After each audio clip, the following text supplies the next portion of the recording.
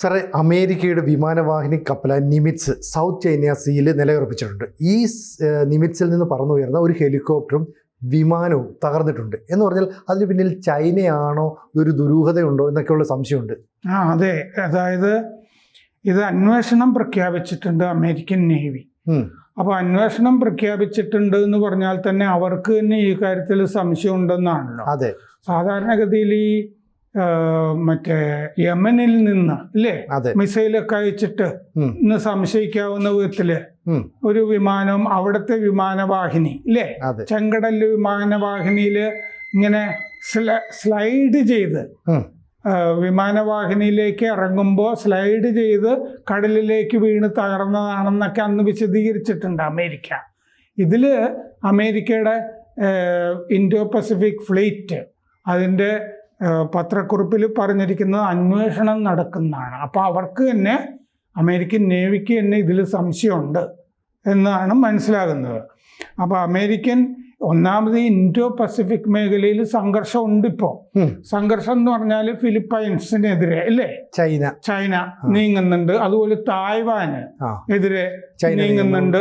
അപ്പൊ അതുകൊണ്ടാണ് അമേരിക്കയുടെ നേവി അവിടെ നിലയുറപ്പിച്ചിരിക്കുന്നത്, ഒരു പ്രൊട്ടക്ഷന് വേണ്ടി നിലയുറപ്പിച്ചിരിക്കുന്നത്. തായ്വാൻ സ്ട്രൈറ്റ്സിലും പ്രശ്നമുണ്ട്. തായ്വാന് ചുറ്റും ധാരാളം പറക്കലുകൾ ചൈന നടത്തുന്നുണ്ട് എന്ന് പറഞ്ഞ് തായ്വാനും പരാതിയുണ്ട്. അപ്പോൾ അതുകൊണ്ട് ആണ് ഇത് ദുരൂഹമായിരിക്കുന്നത്. അപ്പോൾ US നേവിയുടെ പസഫിക് ഫ്ലീറ്റ്, ഇത് സംഭവം ഇന്നലെയാണ്, ഞായറാഴ്ച നടന്നത്. ഇത് ഈ യുദ്ധവിമാനവും ഹെലികോപ്റ്ററും ഇത് വെവ്വേറെ ഓപ്പറേഷനുകളിൽ ഉണ്ടായിരുന്ന വിമാനവും ഹെലികോപ്റ്ററുമാണ്. ഒരേ ഓപ്പറേഷനുകളിലായിരുന്നില്ല. പക്ഷെ രണ്ടും ഈ നിമിറ്റ്സ് എന്ന് പറഞ്ഞ വിമാനവാഹിനി, നിമിറ്റ്സ് എന്ന് പറഞ്ഞ വിമാനവാഹിനി ലോകത്തിലെ ഏറ്റവും പഴയ വിമാനവാഹിനികളിലൊന്നാണ്. അമേരിക്കയുടെ ഏറ്റവും പഴയ വിമാനവാഹിനി. അടുത്ത കൊല്ലം റിട്ടയർ ചെയ്യും ഈ വിമാനവാഹിനി. അപ്പോൾ CNN റിപ്പോർട്ട് ചെയ്യുന്നുണ്ട് അന്വേഷണം പ്രഖ്യാപിച്ചിട്ടുണ്ട് എന്നുള്ളത്. ഇത് MH-60R സീഹോക്ക് ഹെലികോപ്റ്ററാണ് തകർന്നത്. Seahawk helicopter maritime strike squadron 73, അതിൽ ബാറ്റിൽ കാറ്റ്സ് എന്ന് പറഞ്ഞ വിഭാഗത്തിൽപ്പെട്ട ഹെലികോപ്റ്ററാണ് ഇത്. 2:45 ഉച്ച കഴിഞ്ഞ് 2:45 ഈ അപകടം. 3 ക്രൂ അതുമായി ബന്ധപ്പെട്ടവർ, ഹെലികോപ്റ്റർ, അവരെ രക്ഷിച്ചു എന്ന റിപ്പോർട്ടുകളിൽ പറയുന്നുണ്ട്. മറ്റേത് ഉച്ച കഴിഞ്ഞ് 3:15 തകർന്നത്, ഏത് യുദ്ധവിമാനം തകരുന്നത്. അത് F/A-18F super Hornet fighter jet ആണ്. സൂപ്പർ ഹോർണറ്റ് ആണ് F-18 സൂപ്പർ ഹോർണറ്റ് ജെറ്റ്. അപ്പോൾ അത് സ്ട്രൈക്ക് ഫൈറ്റർ സ്ക്വാഡ്രൺ 22 അതിലുള്ള യുദ്ധവിമാനം ആണ്. നിമിറ്റ്സിൽ നിന്ന് തന്നെ അതിലെ 2 ക്രൂ ഇജക്റ്റ് ചെയ്ത് പുറത്തേക്ക് വന്ന് അവർ 2 ക്രൂവും രക്ഷപ്പെട്ടു. അപ്പോൾ ഈ ചൈനയും സൗത്ത് ഈസ്റ്റ്, തെക്ക് കിഴക്കൻ ഏഷ്യൻ രാജ്യങ്ങളും ഒക്കെ വലയം ചെയ്തൊരു മേഖലയാണിത് അല്ലേ, ഈ നാവിക മേഖല. അവിടെ സൗത്ത് ചൈന സീയിൽ ചൈന ഞങ്ങളുടേതാണ് മൊത്തം എന്ന അവകാശവാദം ഉന്നയിക്കുന്നൊരു പ്രദേശമാണിത്. ഈ കപ്പൽപാത മുഴുവൻ ഞങ്ങളുടേതാണ് എന്ന് ചൈന അവകാശവാദം ഉന്നയിക്കുന്നുണ്ട്. രാജ്യാന്തര കോടതിയുടെ വിധികളൊക്കെ പുല്ല് പോലെയാണ് ചൈന കരുതുന്നത്. രാജ്യാന്തര കോടതികൾ ഫിലിപ്പൈൻസിന് അനുകൂലമായിട്ടൊക്കെ വിധിച്ചിട്ടുണ്ടല്ലോ, പഴയ കരാറുകളും ഒക്കെ വെച്ച്. 2 ദശകമായിട്ട് ചൈനയുടെ അവകാശം ഉന്നയിക്കുന്ന നാവിക മേഖലയാണിത്.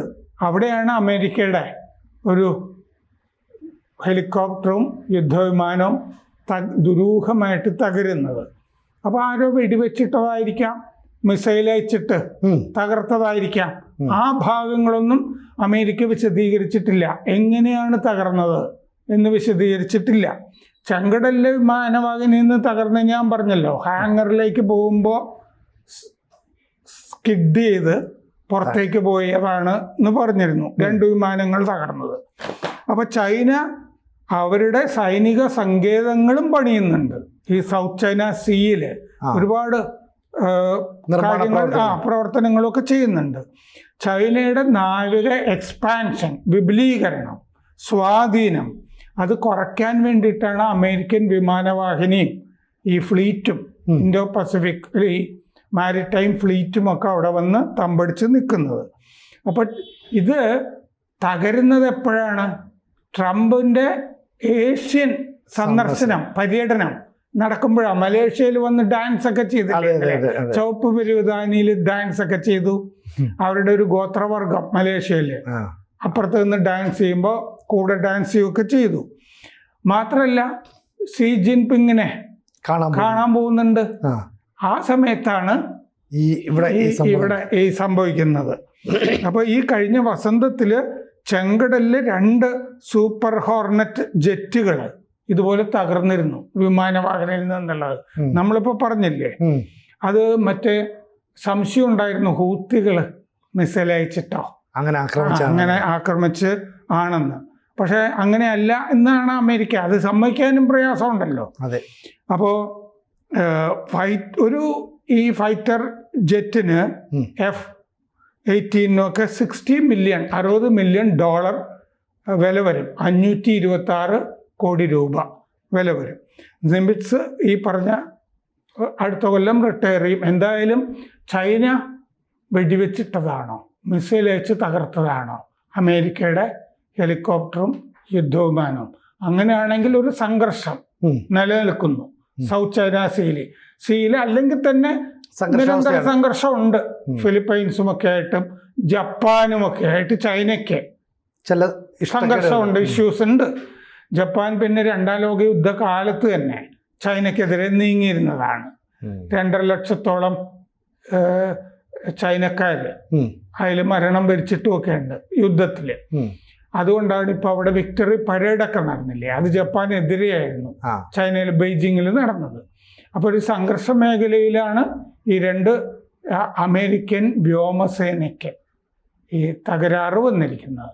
അപ്പോൾ ഈ സാഹചര്യത്തിലായിരിക്കണം ട്രംപ് കാണുന്നത്. അതുകൊണ്ടായിരിക്കും കൂടുതൽ വിവരങ്ങൾ പുറത്തു വരാത്തതും തുറന്ന് പറയാത്തതും. പക്ഷേ ഇപ്പോഴേ എത്രയോ നാളുകൾക്ക് ശേഷമാണ് ട്രംപ് ഷിയെ കാണാനായിട്ട് പോകുന്നത്. അപ്പോൾ ആ കാണുന്നതിന് മുമ്പ് തന്നെ ഈ ട്രേഡുമായി ബന്ധപ്പെട്ട പ്രശ്നങ്ങളിലൊക്കെ ഏതാണ്ട് ധാരണയായെന്നും ഇനി ഒത്തുതീർപ്പിലെത്തിയല്ലേ ഒപ്പിട്ടാൽ മതി എന്നൊക്കെ പറയുന്നുണ്ട്.